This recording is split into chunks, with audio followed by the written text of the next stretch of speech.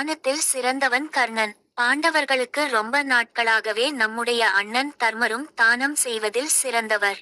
ஆனால் கர்ணனையே ஏன் எல்லோரும் தானம் செய்வதில் சிறந்தவன் என்று கூறுகின்றனர் என்ற சந்தேகம் இருந்தது.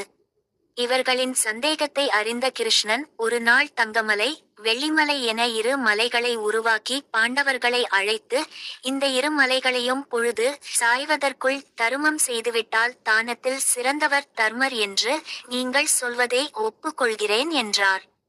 பீமனும் அர்ஜுனனும் மற்றவர்களும் அந்த இரு மலைகளில் இருந்து தங்கத்தையும் வெள்ளியையும் பாளம் பாளமாக வெட்டி எடுத்துத்தர, தர்மர் அதை உடனுக்கு உடன் நகர மக்களுக்கு தானம் செய்தார். தானம் செய்ய செய்ய அவ்விரு மலைகளும் வளர்ந்து கொண்டே இருந்தன.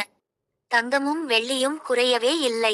மாலை பொழுது வந்ததும் எங்களால் முடியாது கண்ணா என்று தன் தோல்வியை ஒப்புக்கொண்டார் தருமர்.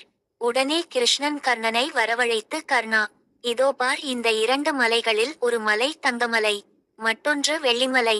இதை நீ பொழுது சாய்வதற்குள் தானம் செய்ய வேண்டும்.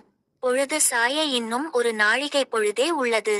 உன்னால் முடியுமா என்று கேட்டார். உடனே கர்ணன், இதில் யோசிக்க என்ன இருக்கிறது, இப்போதே செய்து காட்டுகிறேன் என்று கூறி அங்கிருந்த இருவரை அழைத்து, நீங்கள் இருவரும் ஆளுக்கொரு மலையாக இவற்றை எடுத்துக்கொள்ளுங்கள் என்று கூறி தனது தர்மத்தை முடித்துவிட்டு கிளம்பினான்.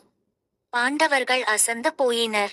அவர்களை ஒரு அர்த்த பார்வையுடன் பார்த்து சிரித்தார் கிருஷ்ணன்.